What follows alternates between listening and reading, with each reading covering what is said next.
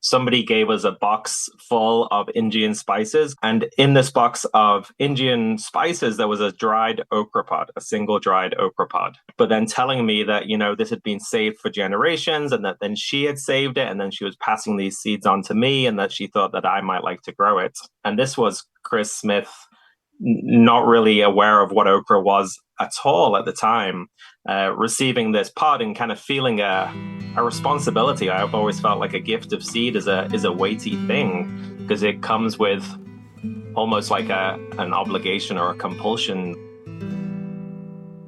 Welcome to episode 27 of the Seed Farmer Podcast. I'm Dan Brisebois, seed grower at Turnasol Cooperative Farm, spreadsheet and crop planning enthusiast, and author of The Seed Farmer, a complete guide to growing, using, and selling your own seeds. Last episode, I mentioned that I'm now producing the podcast without no-till growers. If you want to financially support the podcast, you can do so at spreadsheet.farm/support podcast or follow the link in the show notes. Thank you to Ellen, who was the first person to click that link and support the show. I loved getting the email notification that told me that. Another way to help support the podcast is to leave a 5-star review. You can also tell all your friends about the show and share your favorite episodes with them. Chris Smith is this episode's guest. Chris is the founder of the Utopian Seed Project, a hands-in-the-earth nonprofit based in Asheville, North Carolina. Chris is also the author of the book, The Whole Okra, A Seed-to-Stem Celebration. Chris grew up in the UK and moved to the U.S. in 2012 with no formal background in farming. But that all changed when he received an okra pod and a gift card to a local seed company as wedding shower gifts. In this episode, Chris shares his journey to become a seed grower and advocate. We talk about his time at Sow True Seed, where he began his deep dive into seed systems and community engagement. This led to launching the Utopian Seed Project to develop a seed system rooted in the Southeast U.S., and later the Appalachian Seed Growers Collective, a farmer-led network focused on growing, adapting, sharing, and selling seeds that know the South.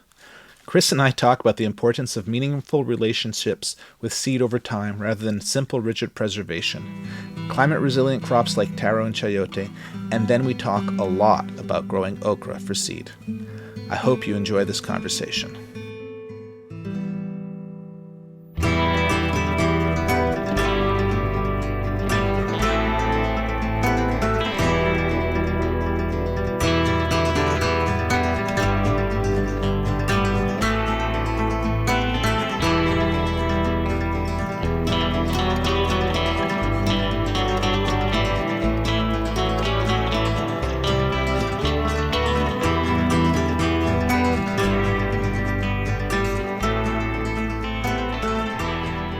Hi, Chris. Welcome to the Seed Farmer Podcast. Thanks, Dan. Happy to be here. It's I'm thrilled to have you on, and I've been following Utopian Seed Project's story for a bit, and I'm looking forward to seeing behind the scenes of not only that story but the whole Chris Smith experience. I don't know if well, let's just go with that. That could be the title of my memoir. Yeah. So from what I've heard from you is you come from a gardening family, but you were not bit by the gardening bug or the seed bug at an early age. Do you want to tell us what actually brought you to seeds? Yeah, for sure. I like to think of my seed life in sync with my American life, which began, about 12 years ago now. I came to America in 2012.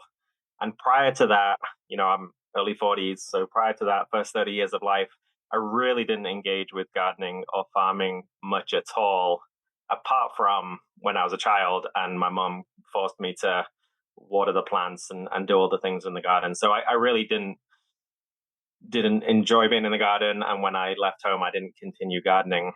But when I finally kind of came to America to get married and kind of settle down over here, I kind of had this parallel journey where I started, one, being concerned about food and food culture and definitely the quality and lack of access to good quality food that I was experiencing in America. I was concerned about climate change and intensive animal agriculture and was vegetarian for a while. And then I was like, oh my gosh, I'm vegetarian, but I can't afford to buy good quality vegetables in this country, and started growing my own food. And so I found myself kind of like shifting back to what I remembered helping out in the garden with as a child, but hadn't done myself. And yeah, so just started kind of growing my own garden. And then the seed connection for me happened really, really early on, actually, and somewhat serendipitously. Two things happened. One, as a wedding shower gift. So usually you don't go to your own wedding shower. That's for the bride. But I didn't know anybody in America, so I was invited to this wedding shower. And somebody gave us a box full of Indian spices because they knew that, one, I liked Indian food, and two, I traveled to India. And in this box of Indian spices, there was a dried okra pod, a single dried okra pod.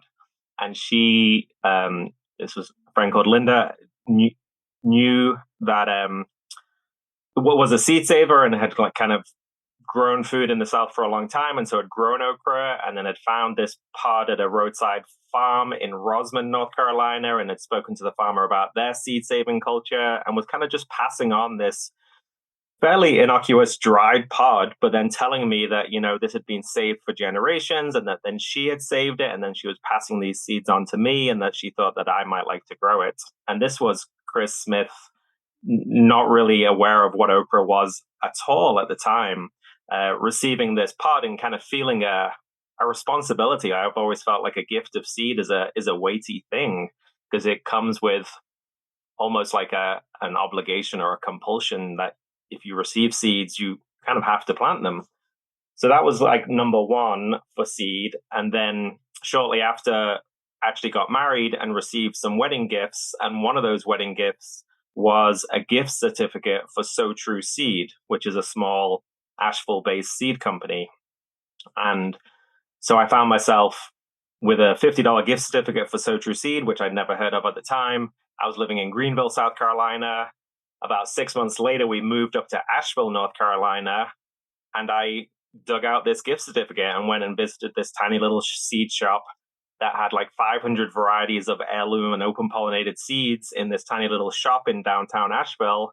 And I kind of like was just like a kid in a candy store. I had this $50 gift certificate, and I went around and picked out all these seeds. And there wasn't as many seeds as I wanted to grow, but it was still a good start for me. And first place we rented, we dug up a little garden in the back, and I had this okra pod with this okra variety in it. And then I had these seeds from Sow True Seed, and I just kind of started my own gardening journey. Really, less than a year of being in America, I was finding myself being a gardener. And fast forward a little bit, and I get my work visa. So it took me a little while to get a work permit. So in the beginning, I had lots of time and no money. And then I got my work permit. And I was like, I need to go and get a job. And about the same time, Sow True Seed was advertising for a community coordinator, like 16 hours a week for something like $9 an hour. And I went and applied for it with no seed saving experience at all. But they were looking for somebody that could like work in the community and do events and this kind of stuff. And I had some background in digital media. And I think because I'd already engaged with them through this certificate and spoken to them about taking photographs for their varieties and that kind of thing, then somehow I got that job. And that's the serendipity, the fact that random British guy, not really growing seeds before, turns up in America and gets a job at Sow True Seed, really kicked me on a path where, it allowed me to dive deep into local seeds, regional seeds, seed farmers, seed growing, seed selling, like all the things that would have taken me decades to learn if I was just kind of getting there on my own. This was my job, and I was deeply immersed in it.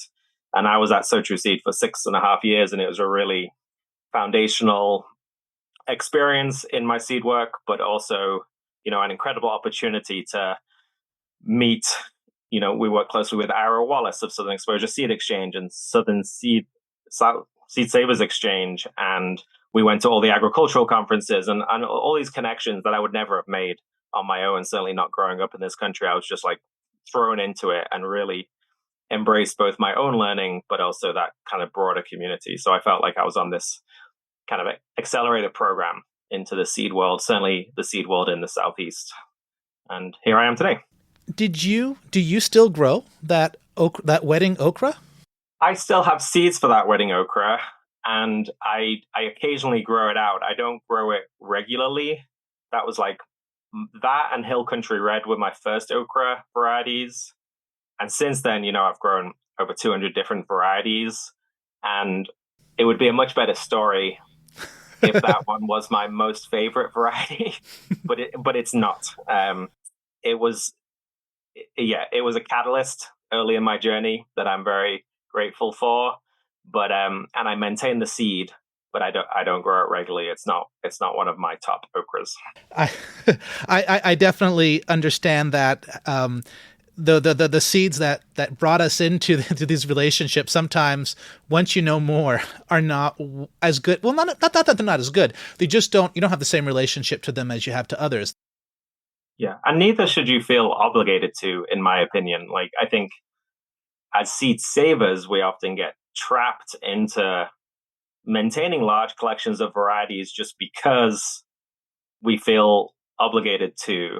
And I kind of push back a little bit against that obligation. I think the meaningful relationship with the seed over time is what's really important. And that's obviously going to shift, like relationships and life and seeds and climate and everything is always shifting. And so why we have to lock ourselves into like a purist view of variety preservation is something I've never quite settled deeply into. So I understand it also because I do think, this heirloom variety that I got as a wedding present, like I do feel somewhat obligated to it, but not enough that I'm going to tell everyone that it's the best okra out there and tell this story that's not really true. I'm like, I want my relationship with seed to be a little more authentic and real and dynamic. And it was still a building block in your journey. Definitely, yeah. It's always going to be a part of that story, right? Now, your seed journey has continued since this, and now you want to tell us about the Utopian Seed Project. Yeah, I probably should. So Sow True Seed brought me to 2018-ish, and I was really wanting to see more regional seed work done. I think I was beginning to understand the broader seed industry. I was recognizing that so much of the seed that we have access to in the Southeast is not grown in the Southeast. We always wanted to work with more Southeast seed growers, but there weren't that many doing it at any scale. And there was multiple challenges to growing seed in the Southeast in terms of humidity and pest and disease pressure and these types of things that just make it slightly different to other parts of the country. And so the idea began bubbling in my mind in parallel to some of my personal work with okra that we can talk about a little later maybe. But basically, I started seeing a need and wanting to fill this need of doing more real local seed work in terms of growing the seed, doing selection and regional adaptation, doing variety trials to find varieties that did better in our region. And I guess for this all to make sense, I should say Sow True Seed is an urban-based seed company that contracts with other farmers, but doesn't actually grow any of its own seeds. So we were a building in downtown Asheville, great group of people, awesome mission, did good work, but didn't actually do any farming, didn't have land, didn't grow any seeds. So that's important to know, obviously, in terms of this story, because I was working in this seed company and seeing all these needs, but we weren't actually able to assess whether a variety actually did well here. We were selling it, but we didn't actually grow it to say, oh yeah, this one is disease resistant, or this one is really delicious, and that type of thing. And I really wanted that deeper connection. And that's kind of like the Utopian Seed Project grew out of that want. And in 2019, Sow True Seed allowed me to continue my full-time job at Sow True Seed while also spending part of my working week setting up the Utopian Seed Project. So they gave me a big leg up in that first year. And then by the end of that first year, I was able to step away from Sow True Seed completely. And January 1st, 2020, went full-time on the Utopian Seed Project. And we had 2 plots of land that we were growing on, and we were doing all these different variety trials and crop exploration and working with chefs and just, kind of beginning to live that vision and that dream that I'd had while working at Sow True Seed to really develop that deeper relationship with the piece that I really felt was missing locally. Like Asheville has a really good food scene. We have some awesome farmers, but hardly anybody was working with seed. And I felt that was really important for sustainable and resilient food systems.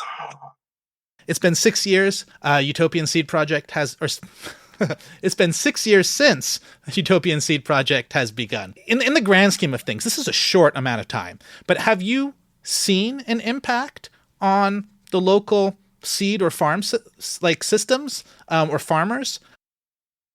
I think so. Yeah. I mean, there's fairly simple things like we've set up a program as part of the Utopian Seed Project called the Appalachian Seed Growers Collective. And that is a group of local farmers that were seed interested. And over the last couple of years, we've managed to get grant funding to purchase some seed processing equipment and bring these farmers together to kind of work with regionally adapted varieties and then create a sales outlet for these varieties. So we've just finished our second year of seed sales with that. And we went from like 7 varieties to 21 varieties. And now we've got a grow out list of more than 30 varieties. So like we're kind of increasing that work. And these farmers say like they wouldn't have taken on as big a seed contract if they didn't have access to some of this equipment. And by us publicly talking about this collective, we're getting more people interested in joining the collective. So in terms of generating the momentum of having folks engage with regional seed work, we're really seeing like more and more interest gather around that. And I think it's Ara Wallace that has said to me a number of times that like one of the kind of factors of success is being surrounded by other people that are already being successful. And that's kind of that community concept of if you're just one person trying to do something on your own, then you're more likely to give up. But if you've got other folks in your community that are growing seed and you can share resources and information and just, kind of community spirit, because, farming is hard sometimes. The fact that we can come together as a group and share pizza and talk about how best to work with dried beans after a hurricane. I don't know, like all these different things are just stronger in community. And I think that's one high impact area that we're working in.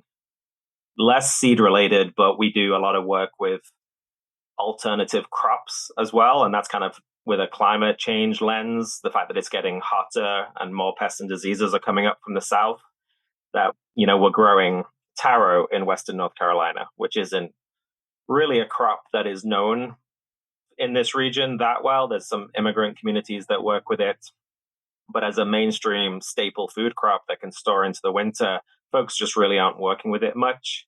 And for the last 4 or 5 years, we've been doing varietal trials and grow outs on taro. And we've just finished a farmer case study with farmers across North Carolina. And we have like 16 farmer folks telling us how they've been taking it to market and how they've been selling it and generating that kind of supply and demand, like autonomous supply and demand cycle that we're trying to aim for with those crops. So we are, that's based on our work. We've been distributing taro and talking about taro and trialing taro, and slowly farmers are beginning to pick it up. Consumers are starting to understand what to do with it. I know of taro, but I don't know anything about the growing. Is taro propagated vegetatively? Is it propagated by seed? No, not seed. It doesn't really produce a true seed. And it rarely flowers for us. So it's more like potatoes. So you get corms and you propagate it asexually. So then the selection or the trialing work that you're doing in this case is really finding varieties that might do better and just keeping those going, as opposed to selecting the genetics of a population. Yes, mainly variety trialing. There's hundreds of varieties across the tropics, so we're looking at ones that work well for us. Although, in terms of adaptation, then obviously we're not saying genetic adaptation because there's no sexual propagation, but we are seeing adaptation over time. And we're pretty sure, although I can't actually prove this, that we're seeing epigenetic adaptation, like inheritable epigenetic adaptation over time. And they have shown some of this, like with wheat populations in France, that it does happen.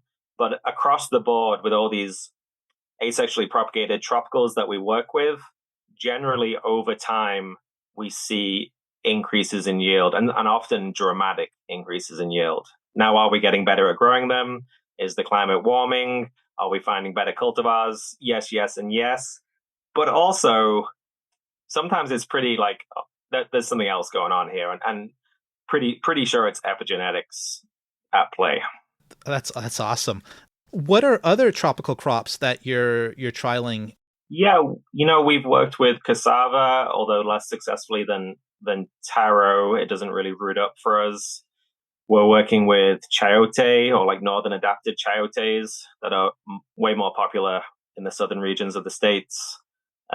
Ube and like true yams, like that's Dioscorea species that produce like real large root masses, and there's some propagation challenges there, but as a sheer yield, then they're really impressive.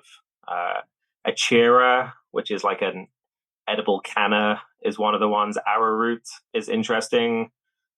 Even more well-known things like turmerics, right? That like everyone's growing the same turmeric and most people are sourcing it from the same place. And we're looking at like diversity within turmerics. And there's like beautiful green ones and black ones and blue ones and orange and yellow and mango turmeric and all this sort of stuff. So we're working with a whole bunch of different species.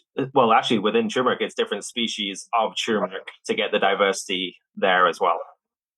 Wow. So, I could ask so many questions about that. I'm going to step away from the tropical crops, and that'll be a future episode or some future discussion. And I'll go back to one thing that I should have asked initially is 6 years in, is Utopian Seed Project more than just you? At this point, 6 years in, it is more than just me. And I'm very happy to say that. In the beginning, it was just me, and there was a lot of running around and general insanity. I picked up a pretty awesome farm person to help me out. Lisa Chen is on board. Started off just working the summers, and then we managed to expand that, and she's now my full-time kind of farm plant breeder manager. A couple of years ago, started working again kind of part-time with Terry Terrell, who does fantastic food systems work, farm to table type stuff. She's a very talented chef in town, and she came on as our culinary director. Again, is now full time. And then our most recent hire is Luana Nesbitt, who has done some really good oral history work around seeds and seed keepers. Grew up in Western North Carolina, but educated in the Northeast, and has just recently come back and works with us on our Crop Stories project, which is kind of like a storytelling project, and is helping run our crop trials on the farm. So now we're a team of 4 in terms of employees, with a very supportive board of directors, and also, a really strong community of folks that show up for us. So yeah, we're more than just me. Can you tell us a little bit about what the mission is of the Utopian Seed Project? So Utopian Seed Project is, we've already said it's a nonprofit. And we're really, the mission is to explore regional agrobiodiversity. And based on that exploration, we kind of use our field work of the variety trials and the crop trials to, celebrate, promote, educate what it means to have more agrobiodiversity in our regional food and farming systems. And for us, that can mean a lot of things, but for us, we bring it back to the challenges of growing food with climate change, and that by having more diversity in the food system, we inherently have more resilience. So we're looking at climate resilient food systems for a changing climate, so that we can actually eat food as it becomes more challenging to grow food. So that's kind of like the big picture overview of the Utopian Seed Project, and it translates to us doing lots and lots of different things because we have this whole systems approach.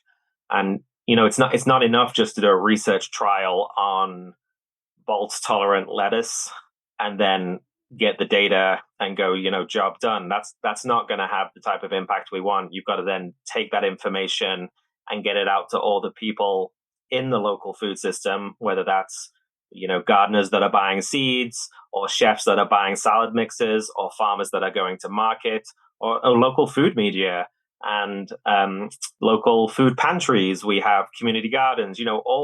Everyone's engaged in the food system on some level, and we attempt to kind of like engage with that entire system to meaningfully shift the food system to embracing higher levels of agrobiodiversity. So it translates into lots and lots of different fun projects. Most of the time, we're trying to celebrate these crops. I think there's a lot of important and serious work that we do, but I also believe that if we don't approach it from a kind of fun celebration, beautiful aspect of growing food, certainly biodiverse food systems, then people don't want to hear more doom laden stories about where we're at, right? That's not going to get people jazzed about eating taro. We want to come at it from the fact that taro is delicious, and it's got so many different cultures and cuisines behind it over its like 5,000 year history of domestication, and let's really celebrate that and have fun with it. Oh, and by the way, it's climate resilient. You don't need to spray it with anything. It doesn't suffer from any pests and diseases. You can store it into the winter. All the serious stuff can come after the celebration. Let's get people excited first. I really love that attitude, and I think that's what gets people to adopt new crops, people to grow new things, and just get on board. I think it's a really great way to build a utopia. Now, you mentioned the Appalachian Seed Growers Collective. So, to my understanding, the Utopian Seed Project began research and education, but not specifically to start a new seed company. So when I was speaking with you at the Organic Growers School Conference, and you were telling me more about the group that makes up this collaborative and how you choose crops that you're going to offer, I was just really, really impressed. So I'm not sure. So where should we start talking about the Growers Collective? Yeah, maybe at the beginning we can try that. See where we end a good place. It's easy to jump around, and actually, I like to be non-linear in thinking. I think the linear thinking gets us into trouble. But with the Appalachian Seed Growers Collective, then you're kind of like hinting at it. We want to be, Utopian Seed Project wants to be a research and education nonprofit. We want to be exploring that diversity and then promoting it out. Somewhat like it seems stupid in hindsight, but when you do that, when you do the research, we grew 100 varieties of okra one year, did taste testings, found some beautiful okra, and are fairly public about doing workshops and social media and newsletters. We talk about these things. It seems somewhat obvious that then people would, the very first question was like, oh, can I get some seeds? Can I get some seeds? Can I get some seeds? And I would get those emails or comments on the website all the time. Oh, how do I get some seeds? Where can I get some seeds? And people weren't asking for handouts. They were like, where can I buy some seeds? And I was like, oh, I just left 6.5 years at Sow True Seed. I absolutely do not want to be a seed company, but I found myself, I definitely gave out a bunch of seeds, which I was more than happy to do, and very willing to share seeds. But it kind of just kept coming, and I was like, oh, we need, if we're going to do this work and are serious about having an impact in our local region, we need a mechanism to get these seeds grown out. And Utopian Seed Project does not want to become a production farm. That's remains true today. We do not want to be a seed production farm. We want to stay research and education. That's the niche where I think we can do good work. But at the same time, there wasn't a good regional network of seed growers. There wasn't an opportunity for us to get these seeds out there. We could have sent them out to the Pacific Northwest and got them grown out and brought them, all that kind of thing. But, we spend most of the time talking about regional adaptation and regional seed systems and Southeast seed systems. And that's what's really important to us. And we needed more Southeast seed growers to really do that work with authenticity and impact. And so basically, Lisa, my farm manager, and I were just in the field, and we're like, what we really need is a seed growers collective. And then we're like, shit, we need to, that realization was what led us to having to do the thing we knew we needed, right? You kind of have to build the plane as you're flying it type of thing. So that's really where the Appalachian Seed Growers Collective came from. Uh, Early on, another colleague of ours who's now joined the board, Shelby Maldonado, she sent me a grant opportunity from the Ceres Foundation that was for administrative support for seed work that would also cover equipment. And it was $25,000. And it just felt like perfect timing that, $25,000 to do organizational work and buy some equipment for something related to seed work. And so the three of us, Shelby, Lisa, and I, got together and we wrote a grant to the Ceres Foundation.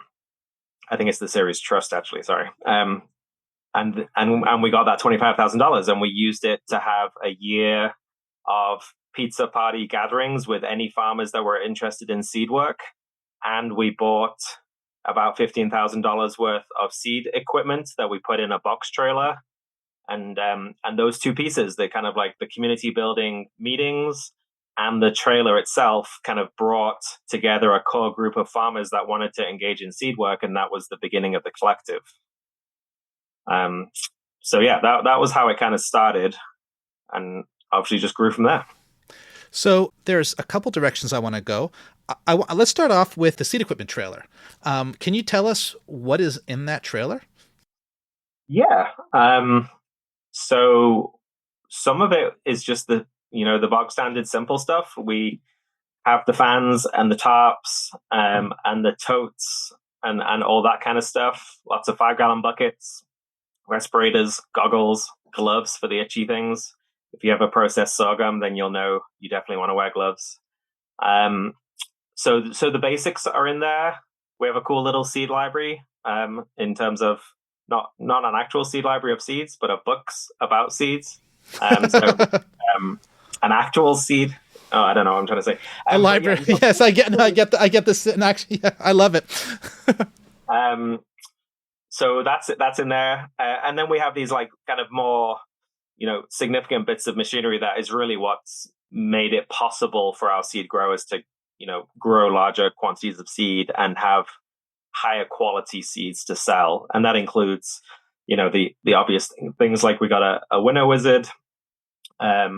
We had a friend, Mark Dempsey, who kind of he's a seed grower, but also fabricates things. He's a welder and a designer, and has a seed threshing machine that we lovingly call the Obliterator. And it's both terrifying and effective. It's like got a metal ball roller thing on it with thick washers welded to it that spins around super fast and makes a crazy amount of noise. And you can throw okra pods in it and they just like explode. So it's kind of cool and dangerous, but it's effective. We have a pedal thresher, one of those Amish pedal threshers that is fantastic at processing sorghum. I think it's designed for like other grains like wheat and barley, but in our region we do a lot of sorghum. Things like a corn sheller, but a lot of basic stuff. We just recently bought a rotor hoe that we're going to convert into a thresher that we're hoping will be able to cope with some of our wet threshing needs. So even though we had that original money to kind of do the initial investment with some of these bigger pieces, now that we have the collective and we're kind of active, we're continuing to ask the questions, what's the next barrier? Where folks are talking about a pea sheller. We have a lot of like pea and bean growers and dry seeded crops like that. And so folks are wanting to look into a pea sheller. Certainly more significant threshing equipment is on the agenda. We got a little zigzag winnower. And I think what we want to do is build maybe another 3 or 4 of them and have units that can go out to folks. Because even though it's in a trailer, where folks are spread across Western North Carolina, Southern Appalachia, so there could be like a few hours between people. So sometimes it'll be more realistic to send out bits of equipment to folks to keep for the season, rather than having folks move in the trailer through the mountainous environment for multiple hours. So we're going to go down that path this year. And yeah, I'm sure there's other stuff in that trailer, but so that's kind of a brief overview of some of the stuff. Now, the growers who are part of the collective, how many growers are there? We have a list of about 30 to 40 interested folks. But in the 2024 growing season, I think we ended up with 10 growers turning in seeds. I think it was 10. So I would say 10 active growers. Is there any kind of formal organization like a co-op or anything else, or is it more a little bit ragtag, like the way it's put together? Somewhere in the middle, to be honest. It's not a formal cooperative in a legal sense. There's not like a legal structure there. So from a legal perspective, the Appalachian Seed Growers Collective is a program of the Utopian Seed Project. So the Utopian Seed Project kind of holds the collective. And so in terms of like money coming in and payments and bank accounts and all that kind of insurance, then that's all run through the Utopian Seed Project. But in terms of the actual organization and management of the collective, then we're very much upholding kind of cooperative ideals. So the farmers come together, we have a membership agreement, we have rental policies, we've spent a lot of time just gathering and talking about shared values, how we bring seeds into the collective, how we want to sell seeds, how much we sell seeds for, how much seed growers get paid out. It's all it's not top down driven. It's let's be in community and conversation and work out how's this work for everybody. So it's somewhere in the middle of, it's not ragtag. We definitely are organized and transparent about how it's all happening with farmer buy-in, but we're not a formal legal entity outside of the Utopian Seed Project. Now, one of the things, and I mentioned this earlier, but one of the things that I really loved was how you were explaining you're not just adding, if somebody wants to grow something and throw it in your catalog, you're not just taking that on blindly. You have criteria about how the collective decides what's going to be in on your store. Can you tell us a bit about that? Yeah, for sure. I think early on in the discussions, when we had kind of like the values, the shared values types of discussions, before we were even growing and selling seeds, then things that came up that were important to people was this idea of like a regional identity. And that included both regionally adapted crops, so varieties that had been grown here for a number of years, and also kind of regionally important crops. So we have some, a real rich seed culture in the Appalachian Mountains, and we wanted to hold space to kind of be able to include some of those things like greasy beans and candy roasters and those types of things. So those were the two kind of like seed categories that we felt were really important to us.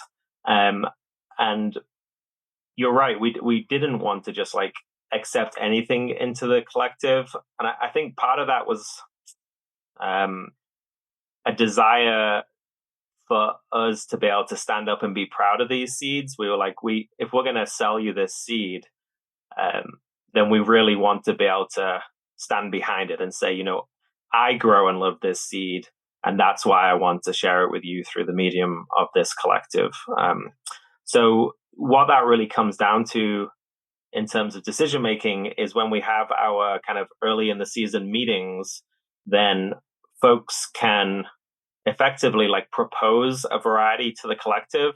And we kind of have a loose thinking of our seed varieties being like collective members. So as a member myself, I could bring a seed to the meeting and pitch to the group why I think this particular seed should be a member of the collective.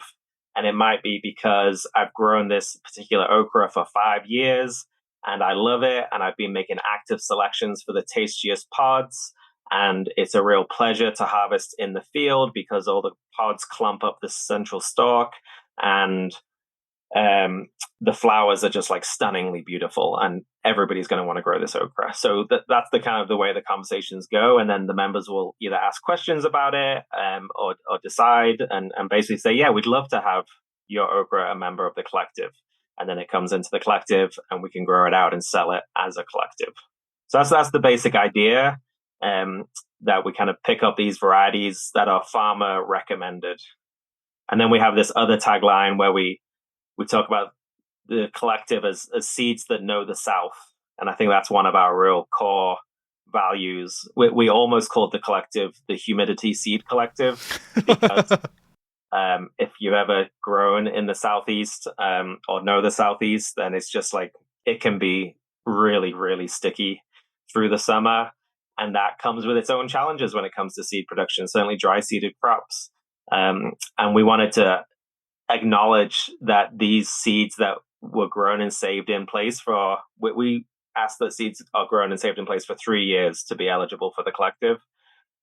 Then yeah, these seeds know the South in a way that seeds that have been grown and saved in some other part of the country don't know the South as much. You acclimate to an environment as a person, but also as a seed. And that was really important, that we were representing seeds that really knew the region, which we view to be quite specific and challenging in terms of seed growing.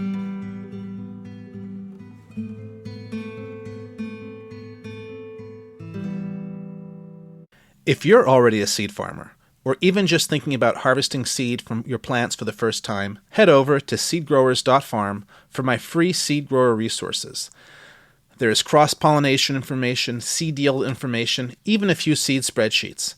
There's also a list of my favorite seed books and podcasts.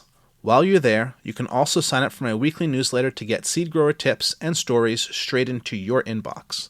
So head to seedgrowers.farm for my seed grower resources. Now, back to the show.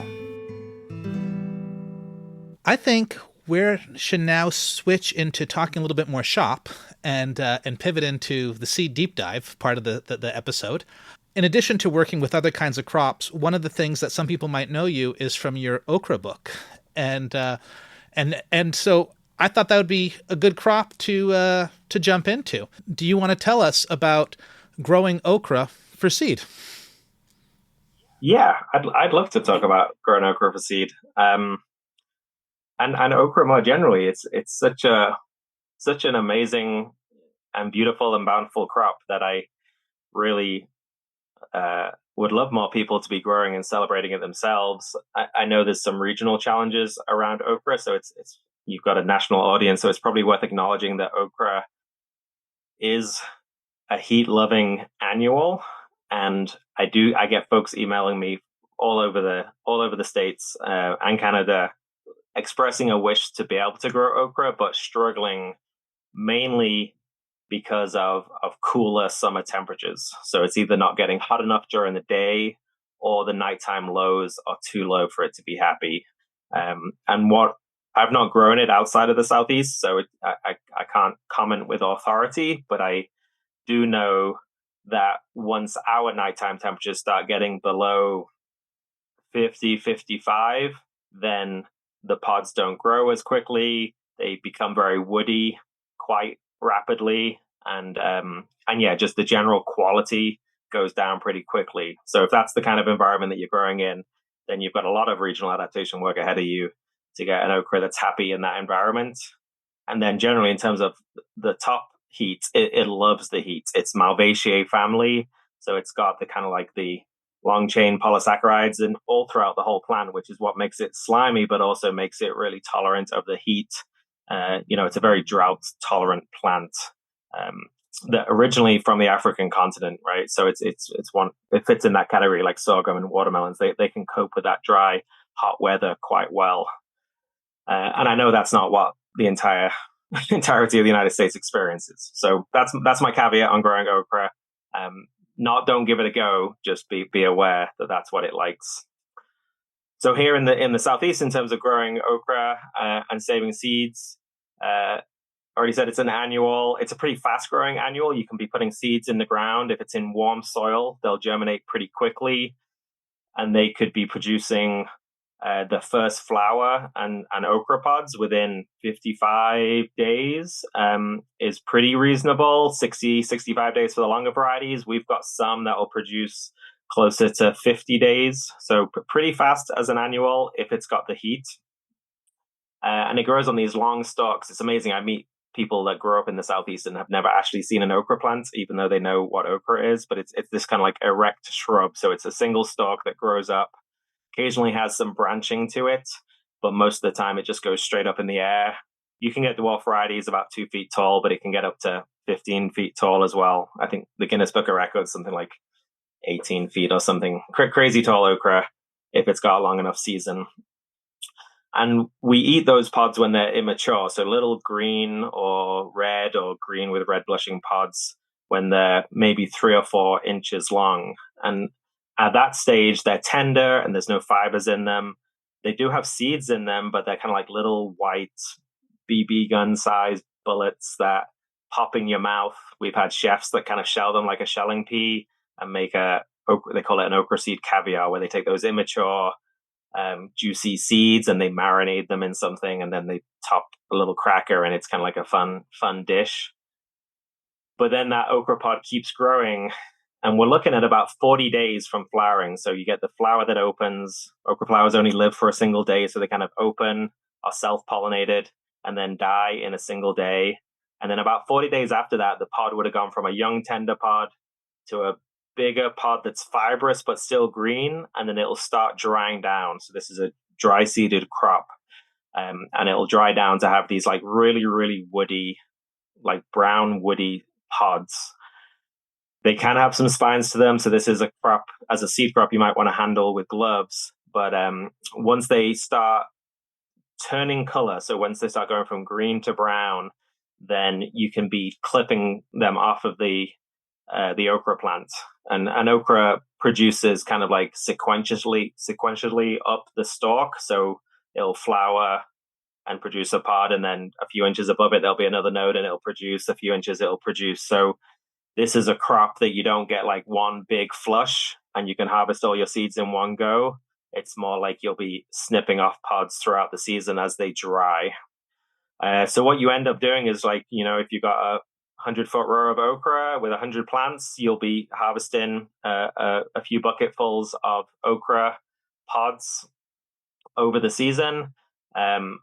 Obviously, like all dry seeded crops, you want to keep them somewhere dry and well ventilated. So we often will put them out on tops in the greenhouse under fans just to keep drying them down.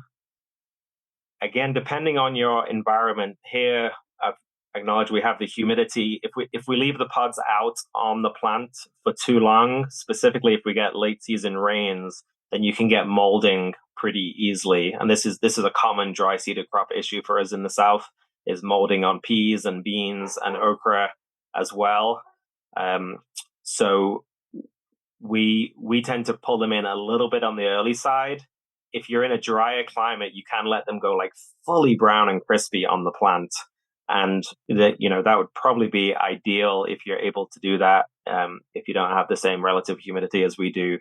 And then you could skip the whole inside drying under fans phase and go straight to processing them. But for us, we're bringing them in a little bit on the green side so that they can finish maturation off indoors in controlled environment where we're not having to deal with late summer rains and humidity and all that kind of stuff. So you're harvesting them a little bit underripe and you're letting them after ripen indoors. Yeah. Does that affect the germination rates?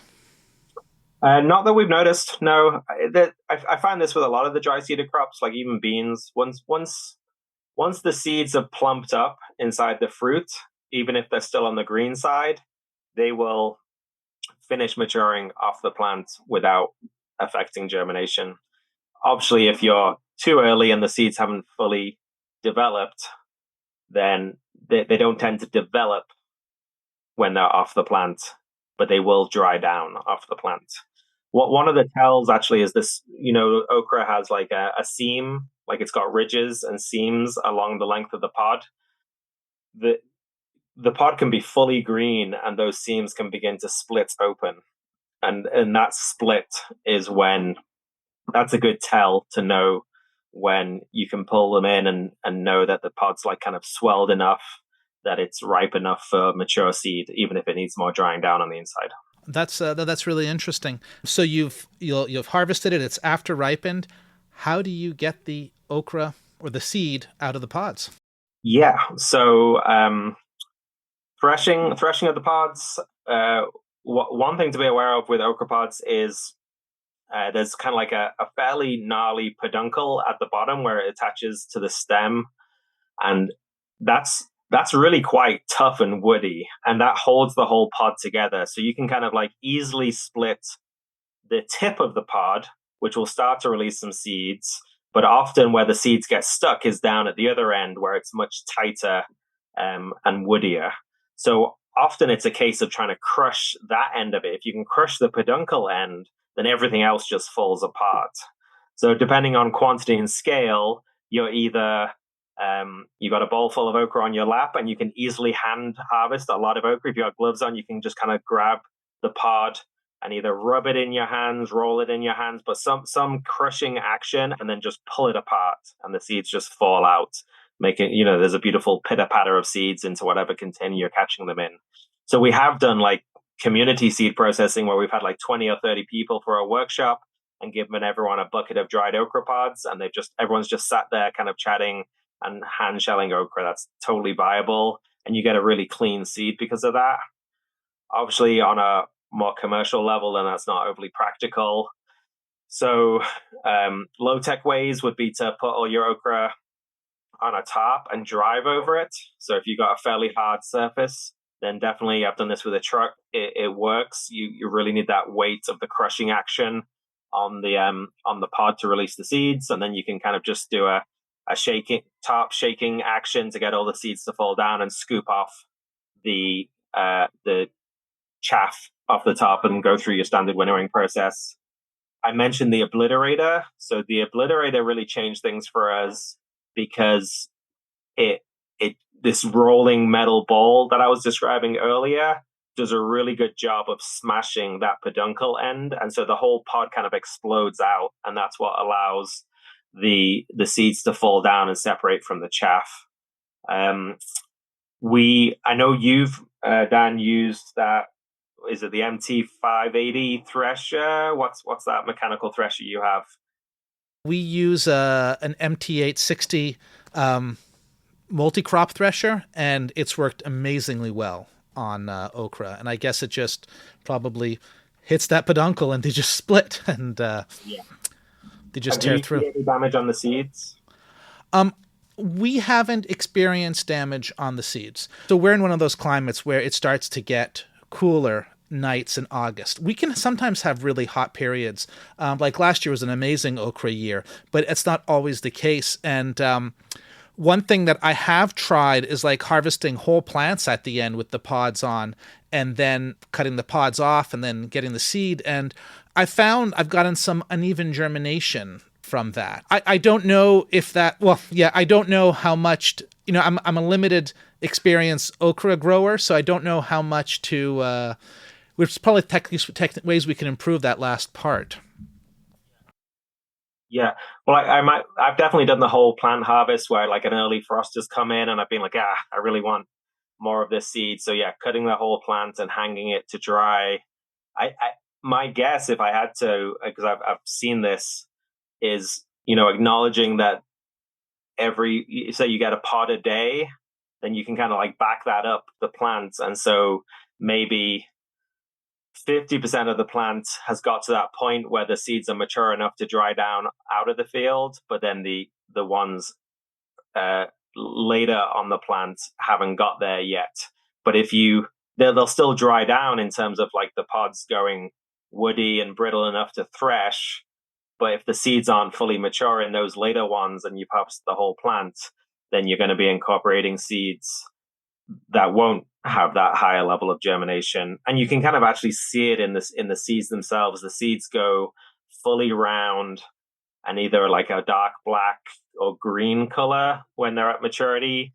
And you can see immature seeds that are dry and hard and actually annoyingly have a density to the mature seeds, but they often are like a tan or a brown color. And those ones generally don't germinate, even though they look like viable seeds and they've come from pods that just, weren't quite there yet. So that's something I've definitely noticed when I've harvested them early, like not timing is key. I'll have to go and look at the different lots because I actually harvested them off the I harvest them off the plants kind of gradually in function of what's maturing and then keep them in separate lots and then test them separately. And I'll look at some of the I guess it's youngest lots or the least mature lots, and see if I can see that difference. Maybe I'll send you a picture, another picture of okra seed. Yeah, Um, I'd be curious for sure. Because there will be a point where you can't push it enough. But from us, at least, we've done that a fair bit and not had issues with germination. so I've got a couple okra questions for you. First, does if you let's say you leave the first couple pods to go to seed, does that affect the yield of the rest of the of fresh eating? Like that's an unanswered question. Or actually, no, it's an answered question, but it's been answered both ways. So I think it doesn't. That's been my experience, is that you can leave a couple of pods and the rest of the plant will just keep on producing and not be bothered by that. The kind of almost like folklore, regional wisdom is that if you don't keep harvesting pods, then the plant thinks its job's done in terms of producing seeds and like stops producing and it gives up.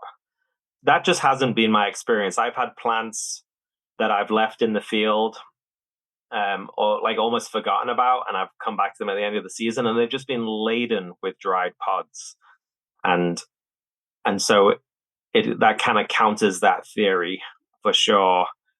I think one thing that I have noticed is if you are either transplanting okra into the field or beginning to harvest plants, if they begin flowering when they're really small and young, then I think there's a stress thing at play where if you were to let a really, really small okra plant flower and produce a pod, then it kind of gives up the ghost at that point. So sometimes what I'll do is kind of, and mainly this is with transplanted okra, because I think there's kind of like a transplant shock going on where it triggers it to go into early flowering.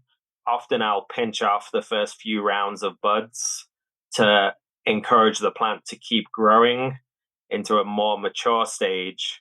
But then once the plant is mature, once it's up and going and it's a sturdy plant, it seems to be able to just keep pumping out okra pods without too much effect on yield. And that's only observational from me. I've not done side by side trials on that. So I don't worry about that too much. I also have a long enough season down here that instead of leaving the first pods to go to seed, I've got the luxury of being able to harvest eating pods like all end of June all the way through to more or less the middle of August. And then once we get to the middle of August, about August 10th is the date I usually have in my head. That's when I'll stop harvesting and let everything go to seed from that point forward. And then that gives me my 40 days to produce a decent seed crop before the average first frost with some padding, because we usually don't get a frost until mid-October. So I'm giving myself some room there. Yeah, yeah, that's a nice luxury. Probably that you have an earlier season and generally a later season. And yeah, more or less. I would say one thing we do a lot, because we're often doing like large variety trials where we want to save seeds from all the different varieties. Okra, I said it does have a perfect flower, but it's also pretty promiscuous. So it'll outcross at maybe 10 to 30% is what's reported in the papers, but I think it could be more than that if you've got a lot of pollinator activity. So big, beautiful, showy hibiscus-like flowers, definitely a lot of insect activity going on there. So they do outcross. Again, the isolation distances change based on what you're reading, but probably around 800 feet is where it's at to actually isolate two different varieties from cross-pollination. And we don't have that space. So we're growing all these different varieties right next to each other. But because it is a self-pollinating plant, it's so easy to pop a bag over the unopened bud and allow it to open within the bag, and then it'll self-pollinate. And because that flower is only alive for the day, it's a quick process. Like within 24 hours, you can have bagged a bud, have the flower open inside the bag, and then die, take off the bag and tag the stem and have your pure seed for that variety. And so we usually just do that do a couple of runs through the field to make sure we've got a pretty good diversity of 2 or 3 pods on each plant. and they'll all have these pink tags hanging off them, and everyone knows not to harvest those pods. And then the rest of the plants are fair game. And then if we got 10 plants per variety and 2 to 3 pods per plant, then 30 pods, 20 to 30 pods will give you a good amount of okra seed, both for your own use and for sharing. Maybe not for selling, but still enough to maintain that variety with a decent amount of integrity. Yeah, I never thought about bagging the individual flowers that way. I love that trick. That's a great tip. It's so quick and so easy. How much crossing have you seen? I don't know if you can quantify it in any way, but how much crossing have you seen in okra? I have seen a lot of crossing in okra. Partially, we encourage it, so we do. So that's the point. Yeah, that's the point. We have some of these real diverse mixes that we want to cross. But even then, because there's so many different parents in those mixes, it can still be hard to tease out which ones are actually new phenotypes and which ones are just one of the many varieties we've allowed to cross. So it is a little bit chaotic in there sometimes. The one experience I've had that's like been pretty definitive is one year we had a big planting of about 85 different okra varieties, and then we planted out some related species. So same Abelmotius, we had the same species in that genus, and I didn't think they would cross into my okra population, but this one species, Abelmotius manahot subspecies Tetraphilus, which is a very interesting plant, but also like a incredibly gnarly, spiny pod, crossed into my diverse population. And we were seeing it show up to 4% of the population was showing up with Tetraphilus genetics. How far apart were they about? Like, were they right beside it, or was it like 50 feet, 100 feet? The whole planting was only about 30 feet across. And the Tetraphilus was on the outside row. And then there were 5 rows of okra next to it. And so it's possible it could have just crossed into the closest ones.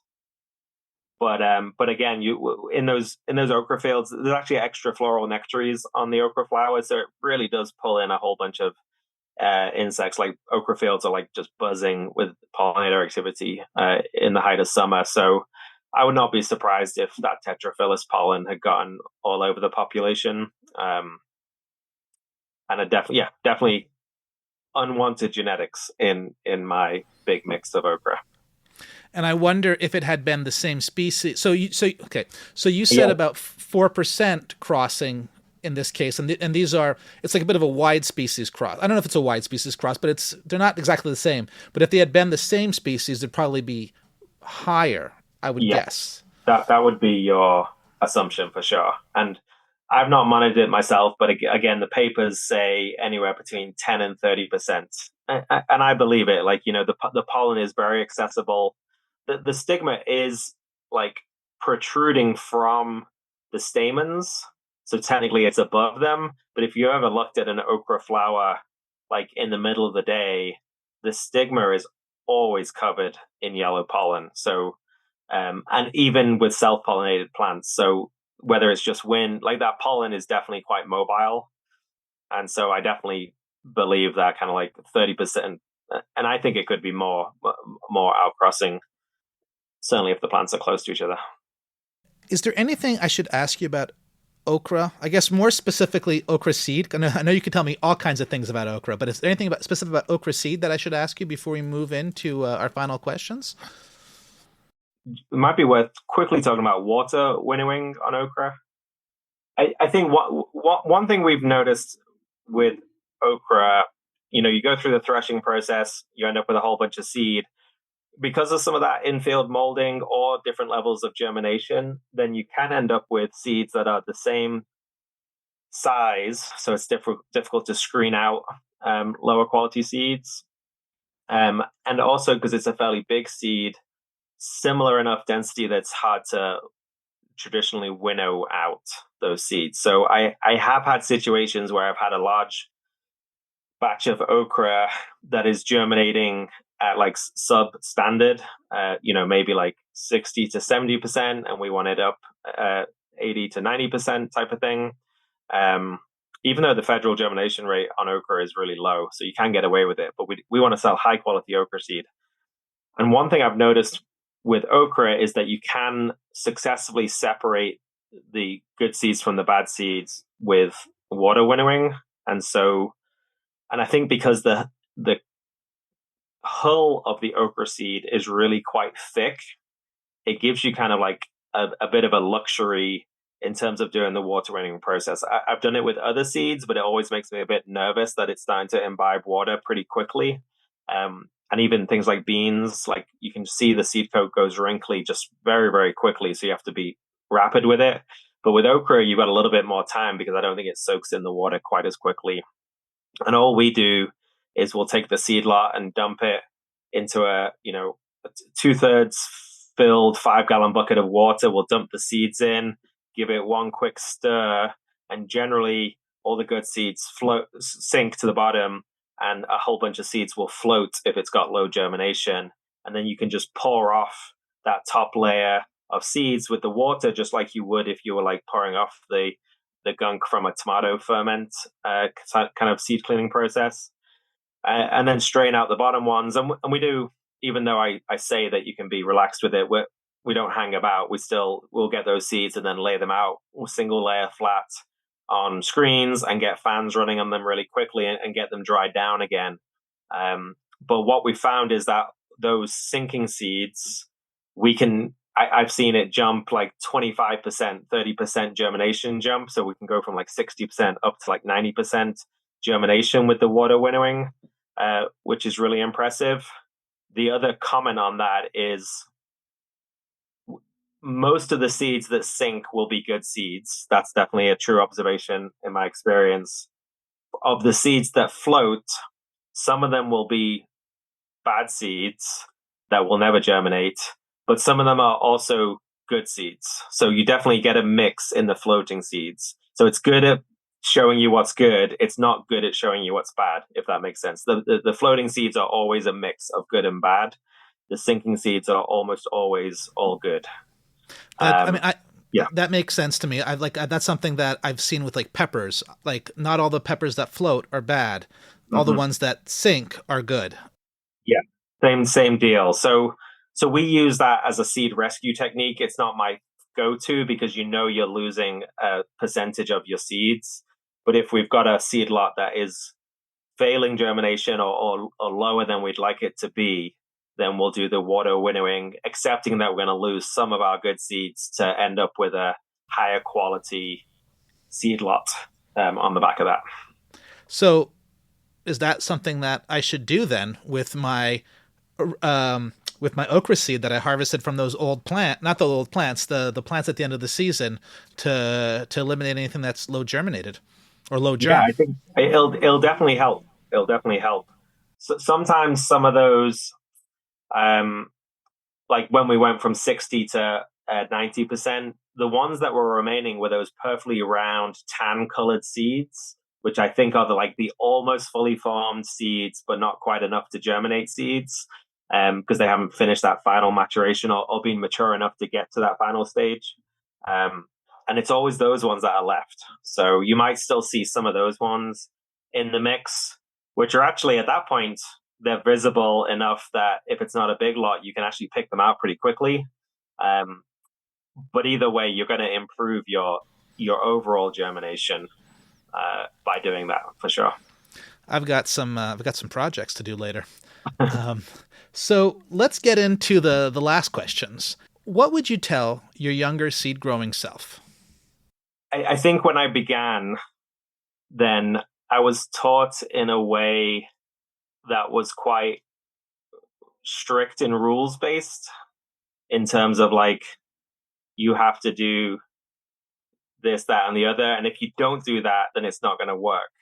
And it was, I've kind of since come to realize that's kind of like a fear-based way to approach things. And I think a lot of that fear is kind of leads into, a lot of it's about control. I speak to so many home gardeners and farmers that are afraid of saving seeds. I just gave a workshop last week where we were like, what's stopping you from saving seeds? And half the class expressed some level of fear that they were going to screw it up or get it wrong, or for whatever reason, they were like, it's not going to work because. And in actuality, if you were just to leave the plant to do its own thing, it would grow and flower and produce seeds and needs very little human interaction to complete that kind of biological imperative. And I feel like it took me a while to kind of really understand the plant and the seed on its own terms, which slowed me down in the beginning. I think, I had some of that fear around not wanting to get it wrong, or scared of mixing up these varieties and it would be the end of the world, or somebody's grandmother would come and haunt me. I don't know. Like it's just, I don't agree with that fear-based approach of seed saving. And I would definitely go back and tell myself just to, relax. It's just seeds. They're beautiful and special and we can develop a relationship with them, but it's not going to be the end of the world if there's some accidental cross-pollination or this, that, the other happens. And most of the time the plant works it out anyway. So I think that's what I'd do a little differently. What would you say to market growers, whether they're vegetable growers, herb growers, flower growers? What would you say to them to inspire them to start growing some seed? Yeah, I would definitely say, if we were to keep the okra example, then there's some crops that you might struggle to incorporate into a market farm. And I certainly understand that. And I know farming is challenging, and I'm certainly not in the business of telling farmers they should be doing more. But okra seed with that self-pollinating flower, like even if you're growing multiple varieties of okra, you got your red variety and your green variety and your stubby variety, it is a matter of seconds to pop a bag over that bud and have them self-pollinate and save. In less than 5 minutes, you can be saving upwards of 10, 20 pods on that okra plant. It won't affect your overall yield.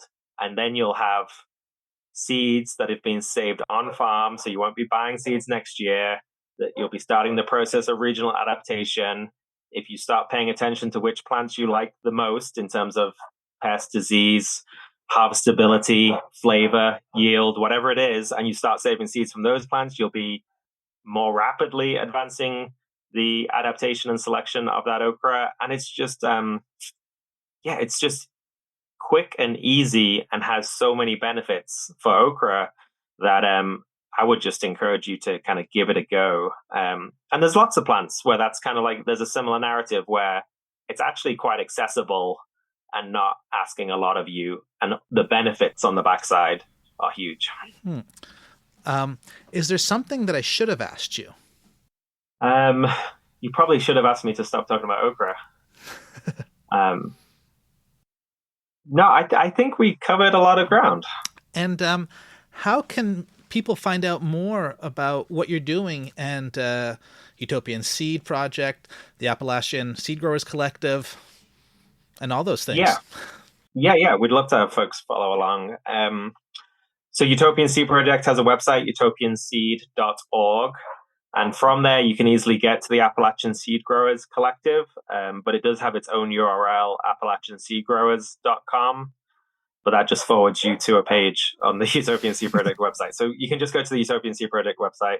And then we're fairly active on Instagram and Facebook. So you can follow along at Utopian Seed Project. And we try and kind of keep a photo journal of everything that's happening in the field and all our different crops and experiments and that kind of stuff. So you can kind of follow along and definitely reach out with comments and messages, and we'd love to be in touch. Do you want to say a couple words about your book? Oh, yeah. It feels like a long time ago. So I wrote a book called The Whole Okra, A Seed to Stem Celebration. And some people do ask me, what else is it about? And it is actually a whole book on okra. So that's something to get into. And I think in many ways, my work with okra predated the Utopian Seed Project. And I was doing large variety trials and variety exploration and celebration and working with chefs to really share a lot of stuff about okra culture, history, tradition, cuisine, varieties, all that kind of stuff. And the book is a compilation of that journey, and it's called a seed to stem celebration because the entire plant is edible or useful. So like you can eat the leaves and the seeds and the flowers and the pods, and there's so many different things you can do with it, and there's fiber potential and all these other things. We didn't get into this, but we're working on an okra seed oil breeding project in collaboration with Princeton University to increase the oil seed content of okra so it could be a viable oil seed crop. Kind of, it's got a quality of olive oil, but it's an okra seed oil. So that's a kind of exciting project. And so the book gets into it's a deep dive into all things okra, and it's fun. And there's kind of like a food theme throughout. There's lots of guest recipes from Southern chefs. The book ended up winning a James Beard Award, which surprised me more than anybody. So yeah, I hope people tell me it's a fun and funny read. And if you're at all interested in okra, or if you know somebody that doesn't like okra and you want to play a trick on them, then it's a great book. So anybody who's left wanting after this conversation that we have not gone deep enough into okra, this is the next step. We have barely scratched the surface, Dan. Well, I think that is a good place to leave on. Thank you so much for joining me on the Seed Farmer podcast. Been a pleasure. Thank you. And that's episode 27 of the Seed Farmer Podcast. Thank you, Chris, for being on the podcast. You can find links to Utopian Seed Project in the show notes. Utopian Seed Project is also on Patreon. If you want to support them, this is an easy way to do it. And I can't recommend the Whole Okra book enough. I really learned a lot about okra when I read it, and if you are interested in finding out more about this fantastic crop, read the book. So in regards to how things are going at Tournesol, July on a Canadian seed farm is kind of like the calm before the storm. We finished establishing crops, weeds are mostly under control, and things have been trellised. But seed harvest has not yet begun. We're expecting garlic to come in a couple weeks from, I guess it's probably about the week this episode is released, maybe the week after, and then the seed harvest will be on. So right now, I've been spending a lot of time walking the seed poppy rows. There is one puffy pink poppy with a beautiful balance of pink and white petals that I've been selecting for a few years that looks particularly stunning this summer. I suspect that there is one more round of selection before this poppy gets released through our seed catalog. In the seed house, we just finished our annual overstock sale, and we've begun packing seeds for this fall. And I say we, but I rarely pack seeds this day. We have a great team of folks packing seeds. Especially Jen these days and Marie-Ève. So they're in the process of packing seeds for the fall. And I'm back in recording mode, getting seed conversations lined up and recorded so I can keep a stream of podcasts coming into your ears every 2 weeks. If you want to financially support the podcast, you can go to spreadsheet.farm/support podcast or follow the link in the show notes. And of course, another way to help support the podcast is through a 5-star review. You can also share your favorite episodes with your friends and encourage them to binge the back catalog. This podcast grows when folks talk about it. A huge thanks to Sophie Sedelton for the theme music. You can hear more of their music at sophiesedelton.com. Thank you to Molly Brisebois for editing this episode, and thank you so much for joining me in these conversations with seed farmers. You can find more seed growing resources on my blog at seedgrowers.farm. While you're there, you can subscribe to my newsletter full of seed growing, crop planning, and farm spreadsheets. You can also find out where to order a copy of my book, The Seed Farmer, a complete guide to growing, using, and selling your own seed. And of course, you can support the podcast. If you haven't already subscribed to this podcast, now's the time. You wouldn't want to miss the next episode. Until then, happy farming.